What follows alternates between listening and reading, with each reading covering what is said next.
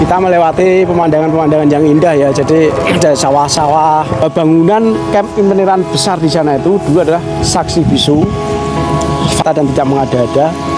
Tepat camp itu berada di pinggir Rawapening juga. Itu Rawapening kelihatan dari sini. Rumah dinas tentara zaman dulu yang masih berdiri, namun sudah ada sedikit renovasi di bagian atas. Ini adalah markas besar Batalion Kavaleri.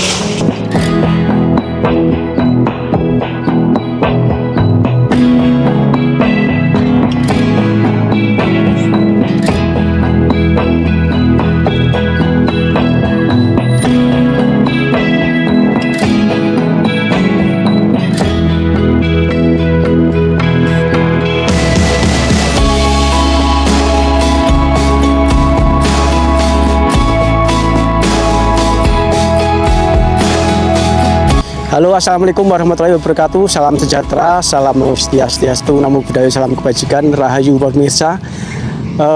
Di siang hari yang cerah ini saya berada di sebuah kecamatan di Kabupaten Semarang, yaitu Kecamatan Banyubiru, dan di bawah saya ini adalah Kali Torong. Nah, Kali Torong ini terkenal sekali dengan kali yang sering membuat banjir lokasi Banyubiru. Apabila Rawapening meluap, maka sungai ini juga akan ikut naik dan menenggelamkan persawahan di area Kecamatan Banyubiru. Pemirsa yang saya hormati, Banyubiru ini adalah sebuah tempat yang strategis, yang sejuk, yang nyaman di bawah bukit-bukit itu.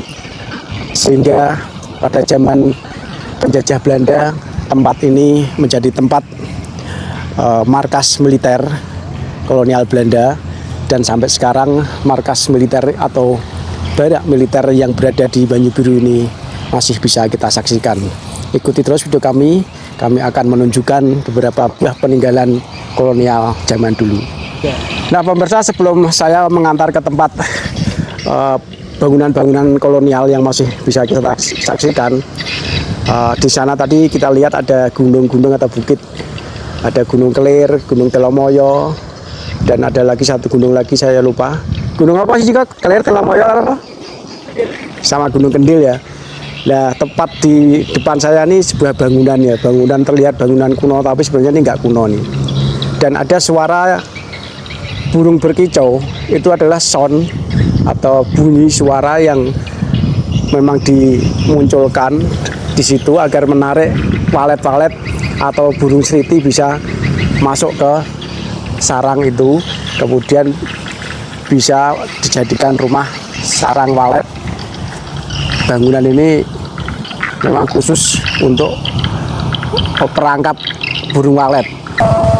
Nah pemirsa, untuk menuju lokasi peninggalan bangunan kolonial ini, kita melewati pemandangan-pemandangan yang indah ya. Jadi ada sawah-sawah, ada Rawapening terlihat dari sini, ada perkampungan-perkampungan dan pohon-pohon kelapa di sana.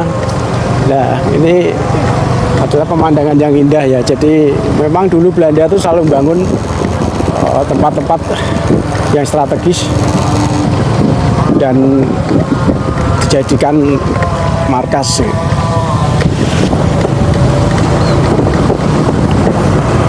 Ini padinya sudah mulai mau menguning nih.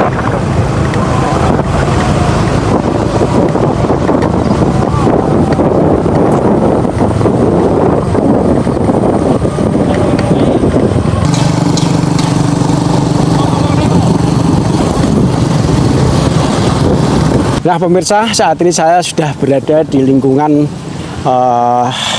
pusat latihan kepolisian di Kecamatan Banyubiru. Nah tempat ini identik sekali dengan bangunan-bangunan tua ya. Bangunan-bangunan tua peninggalan kolonial yang dulunya juga di sini sebagai markas tentara Belanda. Ada cerita menarik bahwa di sini juga ada camp interneran. Camp interneran adalah sebuah kegiatan atau aktivitas zaman Jepang yang mana itu terjadi pada tahun 1943. Itu Jepang selalu di setiap kota ada yang namanya tempat-tempat penyekapan atau terkenalnya camp interneran, penyekapan orang-orang Belanda baik itu tentara ataupun orang-orang Belanda, pedagang, pria, wanita, anak-anak di situ dikumpulkan, disekap sementara waktu sebelum dipulangkan ke negaranya. Nah, Camp Intiniran ini identik sekali dengan juga sebuah penyekapan dan penyiksaan orang-orang Belanda yang berada di Indonesia oleh tentara Jepang. Di tengah sawah sana terlihat sebuah bangunan besar. Saya sambil makan kacang nih pemirsa. Kacang pinggir sawah nih biasanya rasanya enak, meskipun ini belum dimasak tapi enak. Jadi terdapat rumah di sana tuh, rumah besar itu sebenarnya kalau kita lewat dari sana itu bisa lebih jelas, namun karena privasi dari pihak pusat pelatihan kepolisian di sana, dari kantor pusat pelatihan polisi di Banyuburu ini, wilayah pusat pelatihan tadi, jadi kita nggak bisa masuk ke sana karena privasi ya. Kita hanya bisa memperlihatkan dari jarak jauh bahwa bangunan Camp Intiniran besar di sana itu dulu adalah saksi bisu, fakta dan tidak mengada-ada. Di sanalah dulu penyekapan orang-orang Belanda disekap oleh tentara Jepang pada tahun 1943. Kita akan agak mendekat ya.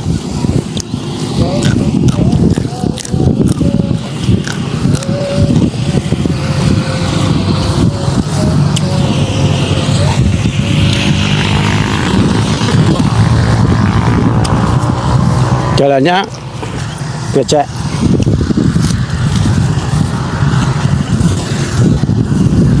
Nah, di sekitar Camp Intiniran ini sawah sangat subur. Kita lihat petani lagi panen di sana.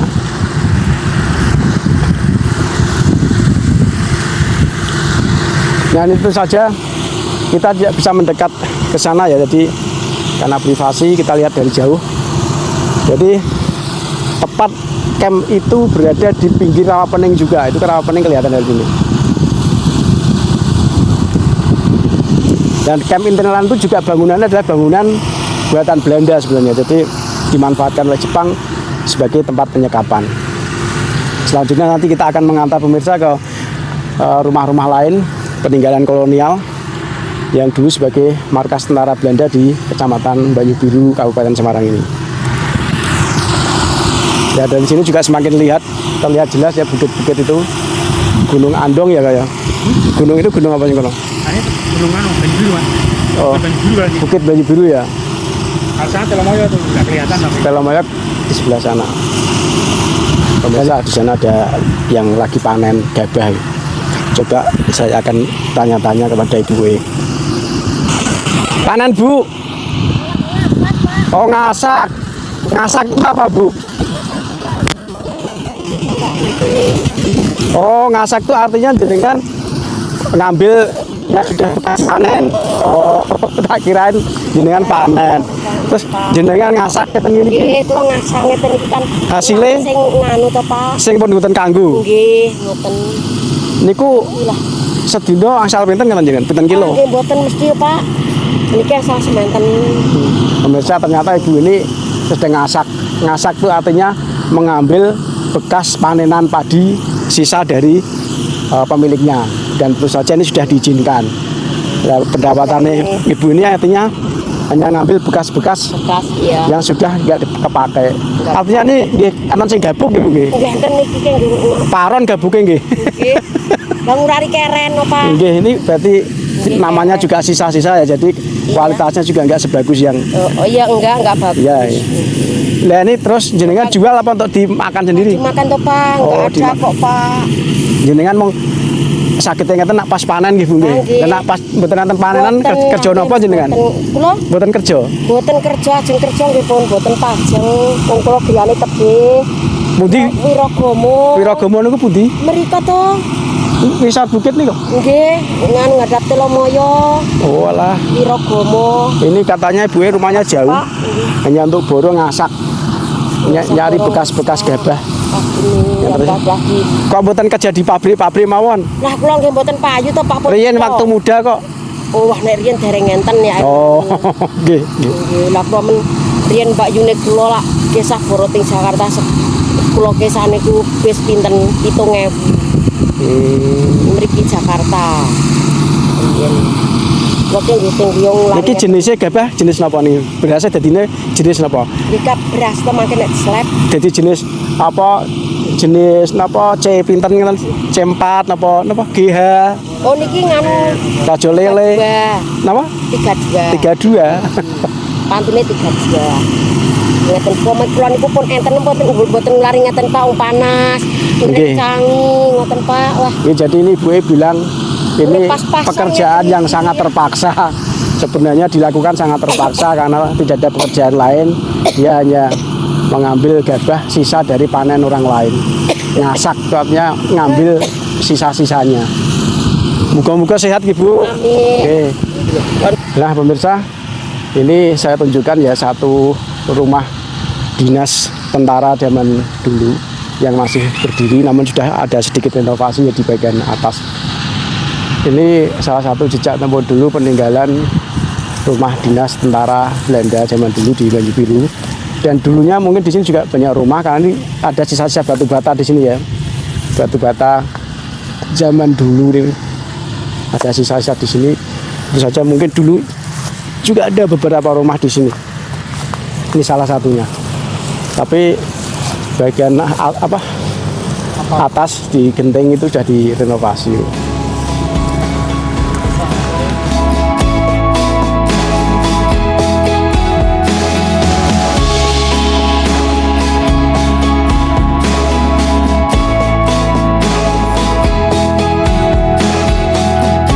Nah pemirsa, sampailah sudah saya di sebuah bangunan tua, yaitu gereja tua di belakang saya nih. Loncengnya pemirsa masih asli ya, kayak film-film Eropa ya, film-film Eropa zaman dulu. Ini dibangun sekitar abad ke-19 atau 1800-an. Dan dulunya tempat ini, lokasi di sini adalah sebagai markas batalion kavaleri pasukan Belanda yang terkenal dengan pasukan berkuda ya. Jadi inilah jejak-jejak tempo dulu, sebuah markas besar pasukan Belanda yang di Banyu Biru. Tadi sudah satu persatu kita eksplor meskipun ada yang tidak bisa dari dekat ya. Gereja ini tidak begitu besar, namun punya cerita panjang sejak tahun 1800-an ya sudah dibangun. Dan letaknya itu persis di bawah bukit yang bergandengan dengan Gunung Telomoyo. Jadi Bukit Banyu Biru ini yang terkenal dengan banyak pohon durian di sini. Itu gandengan dengan Telomoyo, di bawahnya gereja tua ini yang dibangun abad ke-19. Kemudian di belakang saya nih pemirsa, ini yang lebih asik lagi nih. Ini adalah markas besar batalion kavaleri yang dibangun juga pada abad 19. Tempat ini masih utuh, meskipun sudah tidak begitu terawat ya, karena sudah mungkin tidak difungsikan lagi sebagai tempat yang khusus, sehingga tempat ini masih terkesan kuno ya, tidak ada renovasi, masih asli. Yuk kita lihat dari dekat.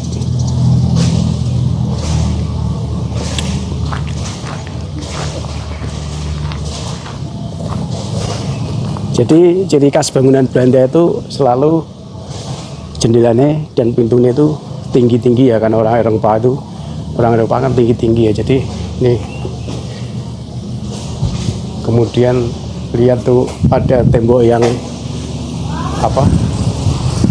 pecah di situ, terlihat batu batanya batu bata merah asli Belanda ya. Ya.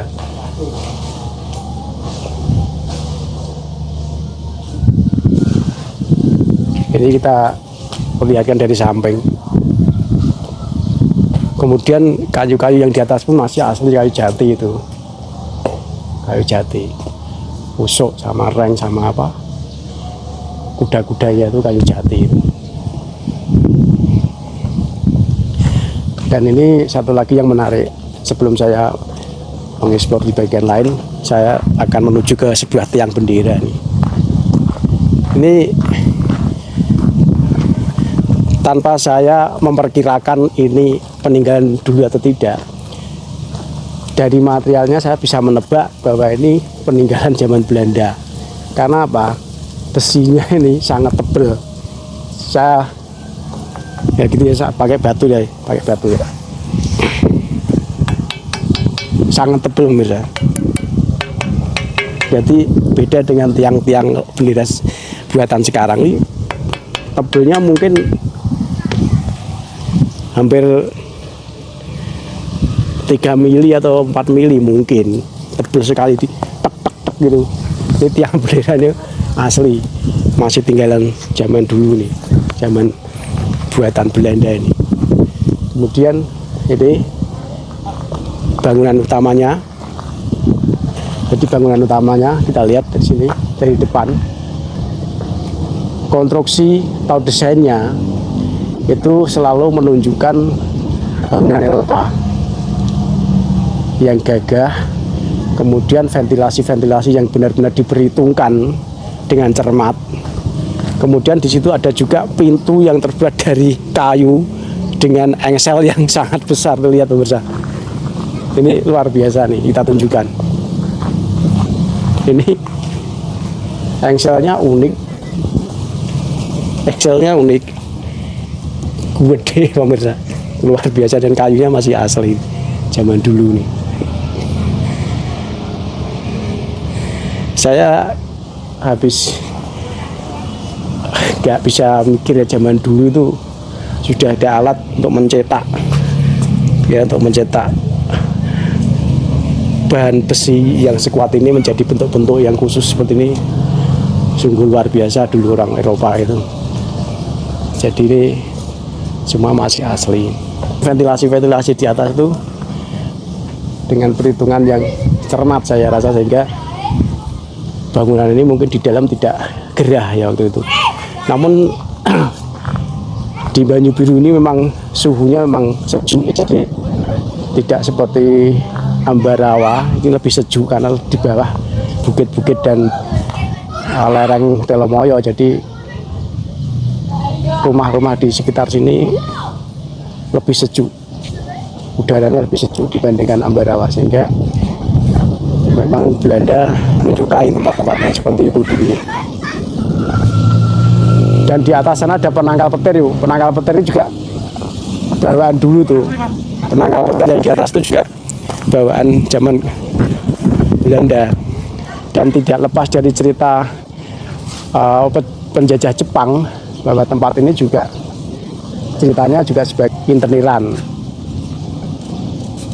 Inteniran itu artinya tempat penyekapan pasukan Belanda yang ditahan oleh Jepang. Ya, kita lihat bangunannya masih gagah, masih megah dengan desain Eropa tempo dulu.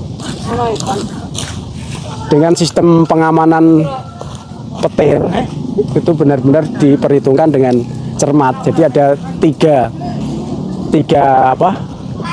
penangkal petir yang terpasang di atas dengan bahan yang tentu saja bahan yang istimewa ya, sehingga sampai sekarang masih berdiri dengan gagah penangkal petir itu.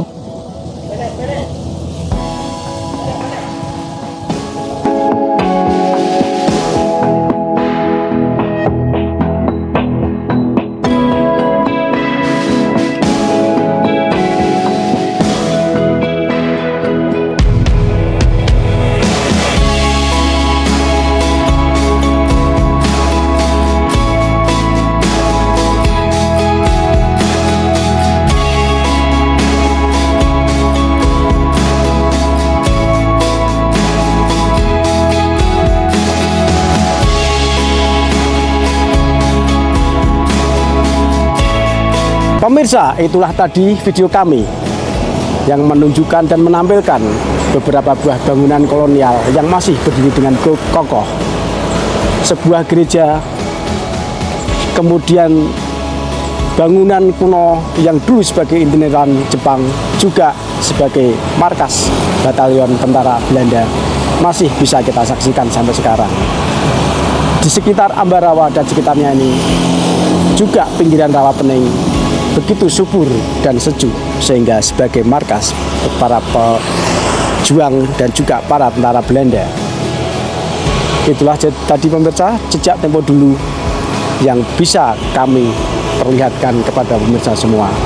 Semoga menjadikan edukasi kita semua. Terima kasih. Mohon subscribe-nya, like dan komen. Sampai jumpa lagi di lain kesempatan. Wassalamualaikum warahmatullahi wabarakatuh. Salam sehat selalu.